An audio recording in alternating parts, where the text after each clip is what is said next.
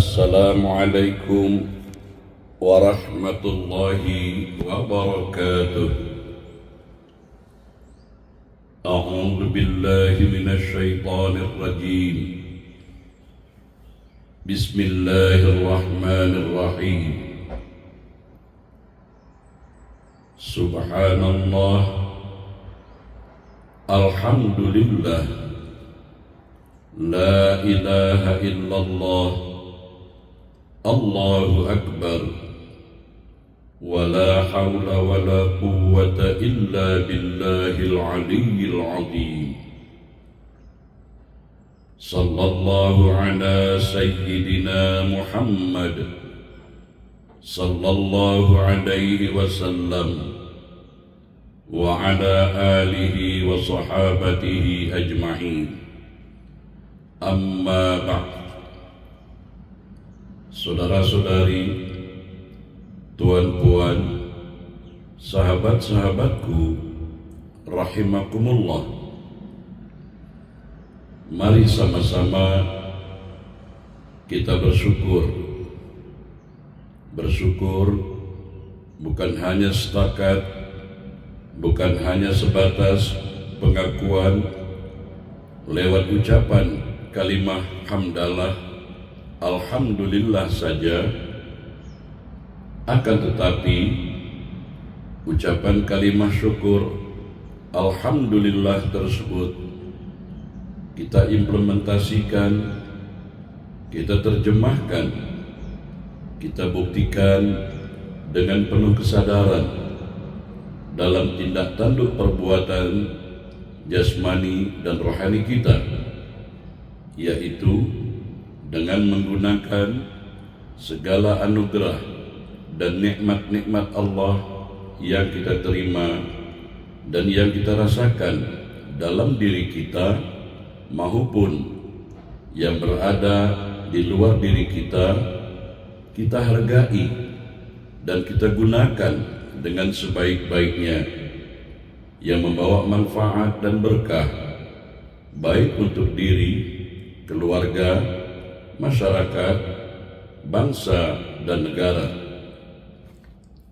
Seterusnya, mari kita haturkan selawat dan salam kepada junjungan kita Nabi Muhammad sallallahu alaihi wasallam, kepada keluarga dan kepada para sahabat-sahabatnya, dengan selawat dan salam yang bukan hanya kita lafazkan dan kita gemakan melalui ucapan kita saja, tetapi selawat dan salam dengan pembuktian bahwa kita siap melanjutkan perjuangan menjaga nama baik baginda Nabi sallallahu alaihi wasallam, tidak mengecewakan dan menghampakan baginda Nabi sallallahu alaihi wasallam, menerima dan menerapkan ajaran-ajaran yang baginda sallallahu alaihi wasallam wariskan kepada kita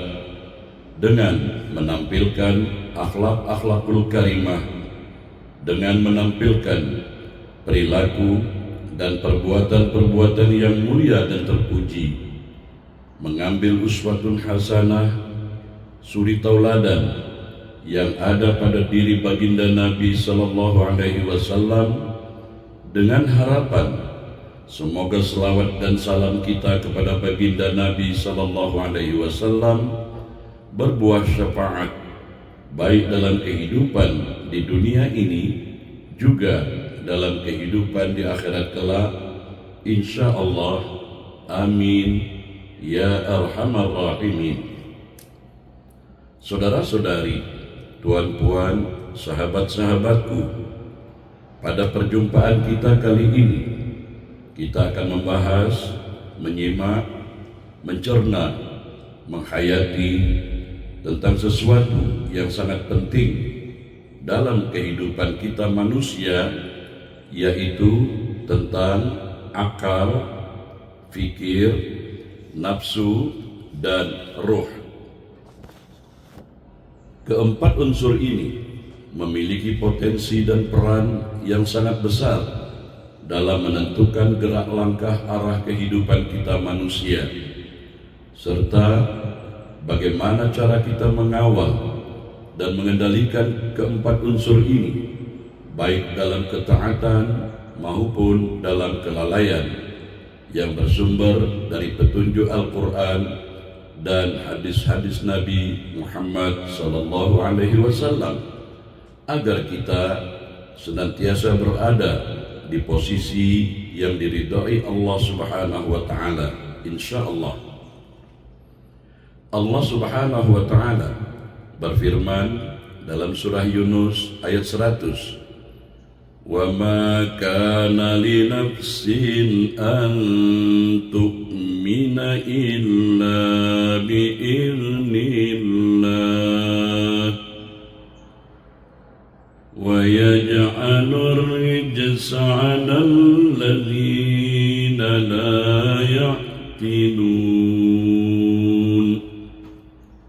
Yang bermaksud, dan tidaklah mungkin bagi seseorang untuk beriman kecuali dengan izin Allah, dan Allah menimpakan azab kepada orang-orang yang tidak menggunakan akalnya.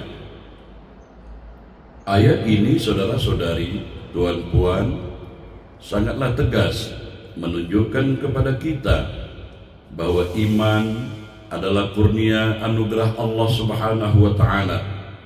Namun akal yang tidak digunakan untuk menerima kebenaran akan menjadi sebab turunnya murka dan azab Allah. Akal adalah anugerah agung yang Allah Subhanahu wa Ta'ala kurniakan kepada kita manusia. Dengan akal, kita manusia dibedakan oleh Allah Subhanahu wa Ta'ala dari makhluk-makhluk yang lain. Dengan akal, kita manusia diberi kemampuan untuk memahami apa yang Allah Subhanahu wa Ta'ala perintahkan dan apa yang Allah Subhanahu wa Ta'ala larang, serta layak kita manusia menerima amanah sebagai khalifah Allah di muka bumi ini. Al-Quran sangat sering mengingatkan kita manusia agar menggunakan akalnya untuk kita jadikan alat utama dalam kita menerima kebenaran sebagai pintu masuknya iman. Dalam Al-Quran, iman tidak datang melalui paksaan, tetapi melalui kesadaran akal yang jujur. Akal pada hakikatnya adalah satu, namun hasil kerja akal dapat berbeda-beda, di mana akal dapat melahirkan kebaikan, namun juga dapat melahirkan kejahatan dan keburukan. Perbedaan ini bukan terletak pada kecerdasan akal seseorang, melainkan pada arah penggunaan akalnya. Akal yang baik adalah akal yang tunduk patuh pada kebenaran, mau dan siap menerima petunjuk dari Allah Subhanahu wa Ta'ala, meskipun petunjuk dari Allah Subhanahu wa Ta'ala tersebut bercanggah, bertentangan dengan keinginan pribadinya. Akal yang siap menerima petunjuk dari Allah Subhanahu wa Ta'ala akan melahirkan ketenangan, kedamaian, melahirkan rasa takut kepada Allah Subhanahu wa Ta'ala, serta dorongan untuk taat dan meninggalkan larangan-larangannya. Akal yang baik tidak menjadikan dirinya sebagai hakim terhadap wahyu, tetapi menjadikan wahyu sebagai cahaya yang membimbing kita. Sebaliknya, akal yang jahat dan buruk bukanlah akal yang lemah, melainkan akal yang menyimpang arah, yang digunakan untuk membenarkan hawa nafsu, mencari-cari alasan untuk menolak dan tidak mau menerima kebenaran, serta memutarbalikkan dalil, memutarbalikkan hujah, argumen, agar sesuai dengan kehendak dan keinginan dirinya. Akal seperti ini bisa sangat cerdas, namun kecerdasannya tidak membuahkan hidayah, bahkan menjadi sebab datangnya kesesatan dan kemurkaan Allah Subhanahu wa Ta'ala. Disinilah peran berpikir menjadi sangatlah penting. Berpikir adalah gerak akal dan arah yang ditempuhnya. Akal hanyalah alat, sedangkan berpikir adalah cara menggunakannya. Ketika berpikir diarahkan untuk merenung dan memahami ayat-ayat Allah Subhanahu wa Ta'ala, memahami ciptaannya, dan menimbang segala sesuatu dengan timbangan akhirat, maka akal akan hidup dan menjadi baik. Namun, ketika berpikir dibiarkan mengikuti hawa nafsu, berpikir digunakan hanya untuk kepentingan dunia saja dan kesombongan, maka akal menjadi rusak meskipun terlihat cerdas di mata manusia. Berpikir yang benar akan melahirkan kesadaran, melahirkan rasa penyesalan atas dosa dan keinginan untuk memperbaiki diri.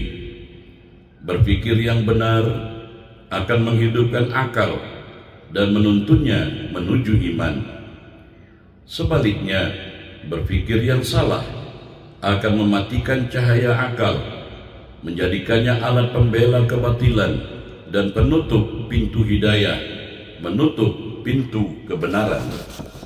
Jadi saudara-saudari, tuan-puan, sahabat-sahabatku rahimakumullah, yang menentukan keselamatan kita manusia bukanlah diukur seberapa tajam dan cerdasnya akal, tetapi bagaimana cara berpikir kita dan kemana kita arahkan. Ketika akal dipimpin oleh cara berpikir yang tunduk patuh kepada wahyu, maka akal akan menjadi cahaya. Namun, ketika akal dipimpin oleh cara berpikir yang tunduk dan patuh kepada nafsu, maka akal berubah menjadi penyebab kebinasaan dan kehancuran. Baginda Rasulullah SAW melalui sabdanya menegaskan bahwa kedudukan akal sebagai dasar tanggung jawab dalam kita beragama. Baginda Rasulullah SAW bersabda, yang diriwayatkan oleh Abu Daud, yang bermaksud pena pencatat amal diangkat dari 3 golongan, dari golongan orang yang tidur hingga ia bangun, hingga ia sadar, dari anak kecil hingga dia akil balik, dan dari orang gila hingga dia berakal. Saudara-saudari, tuan-puan, sahabat-sahabatku, hadis Nabi SAW ini menunjukkan dengan sangat jelas bahwa akal adalah syarat sah seseorang yang dibebani agama. Tanpa akal tidak ada dosa dan tidak ada pahala. Ini menandakan bahwa akal memiliki kedudukan yang sangat tinggi, karena seluruh perintah dan larangan Allah Subhanahu wa Ta'ala hanya berlaku bagi orang-orang yang berakal. Baginda Rasulullah SAW juga bersabda, "Apa yang aku larang pada kalian darinya, maka jauhilah atau tinggalkanlah, dan apa yang aku perintahkan, maka lakukanlah sesuai dengan kemampuan kalian." Hadis riwayat Bukhari dan Muslim. Hadis ini menunjukkan bahwa akal digunakan untuk memahami kemampuan, batas dan tanggung jawab, bukan untuk menolak perintah Allah Subhanahu wa Ta'ala. Akal bukan sebagai sumber kebenaran mutlak, tetapi menjadikan akal sebagai syarat taklif dan alat untuk memahami perintah Allah Subhanahu wa Ta'ala. Ini bermakna bahwa hilangnya akal berarti gugurnya tanggung jawab, dan rusaknya penggunaan akal berarti rusaknya agama seseorang. Saudara-saudari, tuan-puan, sahabat-sahabatku yang arif, bijak, lestari. Selanjutnya tentang nafsu.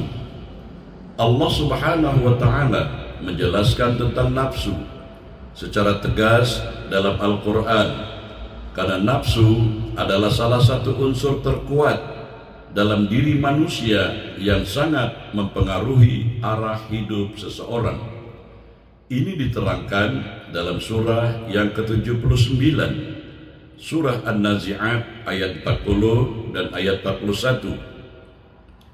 Wa amma man khafa maqama rabbih wa nahan nafsa 'anil hawa fa innal jannati hiyal ma'wa.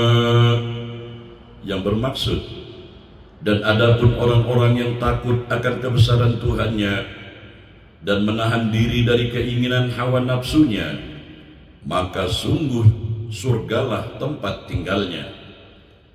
Ayat ini menunjukkan bahwa nafsu adalah sesuatu yang harus kita kawal, kita kendalikan, jangan kita ikuti, jangan kita perturutkan begitu saja. Allah Subhanahu wa Ta'ala tidak memerintahkan untuk mematikan nafsu, tetapi menahan, mengontrolnya agar tidak melampaui batas yang telah ditetapkan oleh syariat. Nafsu pada dasarnya adalah dorongan dalam diri manusia. Ianya boleh menjadi sarana kebaikan jika diarahkan dengan benar, dan nafsu boleh pula menjadi sebab kebinasaan dan kehancuran seseorang bila dibiarkan liar, tidak terkawal. Al-Quranul Karim menerangkan dalam surah yang ke-12, surah Yusuf ayat 53, Innan nafsa la'ammaratun bis-su' illa ma rahima rabbi inna rabbi ghafurur rahim. Yang bermaksud, sesungguhnya nafsu itu selalu mendorong kepada kejahatan, kecuali nafsu yang diberi rahmat oleh Tuhanku.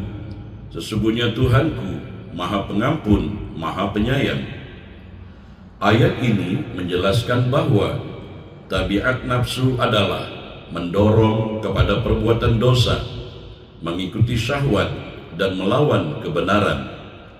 Jika nafsu tidak dikendalikan, tidak dikawal, maka ianya akan menutup akal, memalingkan fikir, dan mengeraskan hati. Namun Allah Subhanahu wa Ta'ala juga menegaskan bahwa nafsu dapat berada dalam keadaan yang lebih baik. Ada nafsu yang mencela dirinya sendiri ketika nafsu berbuat salah, sebagaimana dijelaskan dalam surah yang ke-75, surah Al-Qiyamah ayat 2. Wala uqsimu bin nafsil lawwamah, yang bermaksud, dan aku bersumpah demi jiwa, demi nafsu yang selalu menyesali dirinya sendiri. Saudara, nafsu ini belum sempurna. Ia merasa gelisah saat berbuat dosa, menyesal ketika menyimpang, dan masih mau kembali kepada Allah Subhanahu wa Ta'ala. Inilah tanda bahwa akal dan iman masih berfungsi, dan kemuncaknya adalah nafsu yang tenang, yang telah tunduk kepada Allah Subhanahu wa Ta'ala, sebagaimana diterangkan dalam surah yang ke-89, surah Al-Fajr ayat 27 dan ayat 28. Ya ayyatuhan nafsul mutmainnah irji'i ila rabbiki radiyatan mardiyah, yang bermaksud, wahai jiwa, wahai nafsu yang tenang, kembalilah kepada Tuhanmu dengan hati yang ridha dan diridhai. Saudara-saudari, tuan-puan, sahabat-sahabatku, nafsu yang tenang bukan berarti tidak memiliki keinginan, tetapi keinginannya telah tunduk patuh kepada perintah Allah dan larangan-larangan Allah, tidak lagi melawan, tidak membangkang pada akal dan wahyu, melainkan berjalan seiring. Jadi nafsu bukan musuh yang harus dimusnahkan, tetapi merupakan kekuatan yang harus kita kendalikan, harus kita kawal. Ketika nafsu yang memimpin, maka akal menjadi budak dan selalu menolak kebenaran. Namun ketika akal dan wahyu yang menjadi panduan, maka nafsu berubah menjadi sarana ketaatan. Inilah yang kita sebut bahwa pertarungan, peperangan, perjuangan terbesar dalam diri kita manusia bukan melawan orang lain, tetapi melawan nafsu kita sendiri. Siapa yang menang dalam perjuangan ini, dialah yang selamat, dan siapa yang kalah, maka dialah yang tersesat, meskipun akalnya tajam, ilmunya luas. Saudara-saudari, tuan-puan, sahabat-sahabatku rahimakumullah, seterusnya tentang roh. Allah Subhanahu wa ta'ala menjelaskan tentang roh dengan sangat singkat namun penuh makna, karena roh adalah perkara yang paling halus dan paling dalam pada diri manusia. Ini dijelaskan dalam surah yang ke-17, surah Al-Isra ayat 85. Wa yas'alunaka 'anir ruh qulir ruhu min amri rabbi wa ma utitum minal ilmi illa qalila. Dan mereka bertanya kepadamu, wahai Muhammad, tentang roh, maka katakanlah, roh itu termasuk urusan Tuhanku, dan tidaklah kalian diberi pengetahuan melainkan sedikit. Ayat ini menunjukkan bahwa roh bukan sekedar bagian dari tubuh dan bukan pula sekedar fungsi biologis.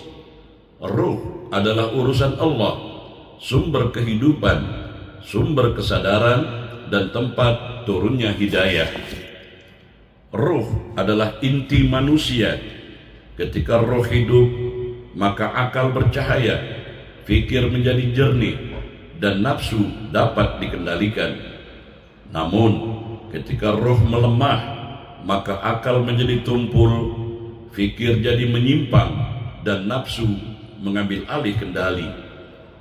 Akal berfungsi untuk memahami, fikir berfungsi sebagai dorongan, tetapi roh adalah penghidup dari semuanya itu. Tanpa roh yang hidup, akal akan menjadi alat logika yang kosong, fikir hanya menjadi perlindungan duniawi, dan nafsu berubah menjadi penguasa. Saudara-saudari, tuan-puan, sahabat-sahabatku, Al-Quran mengingatkan kepada kita kehidupan ruh dengan iman dan zikir. Dalam surah yang ke-6, surah Al-An'am ayat 122 diterangkan, awaman kana mayyitan fa ahyaynahu wa ja'alna lahu nuran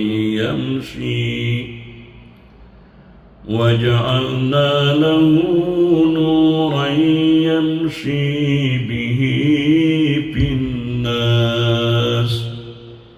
Yang bermaksud, dan apakah orang yang tadinya mati lalu kami hidupkan dan kami berikan kepadanya cahaya, yang dengan cahaya itu ia berjalan di tengah manusia. kematian yang dimaksud dalam ayat ini bukan kematian jasad, tetapi matinya ruh, dan kehidupan yang Allah Subhanahu wa Ta'ala berikan adalah hidupnya ruh dengan iman. Cahaya itu menghidupkan akal, meluruskan fikir, dan menundukkan nafsu. Jika ruh kuat karena iman, zikir, dan ketaatan, maka akal akan mudah menerima kebenaran. Fikir akan cenderung kepada akhirat. Nafsu tidak dimusnahkan, tapi dikendalikan. Nafsu makan, nafsu berbicara, nafsu keinginan, semuanya berjalan dalam batas yang diridhai Allah Subhanahu wa Ta'ala.